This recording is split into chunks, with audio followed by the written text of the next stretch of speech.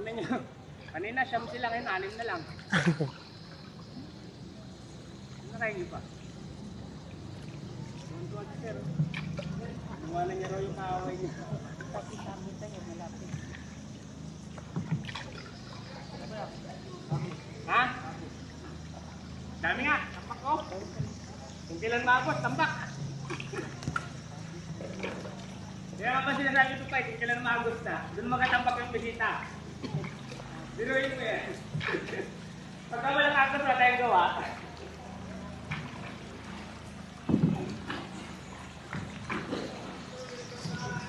Ay, kamusta ka sa bato, mama?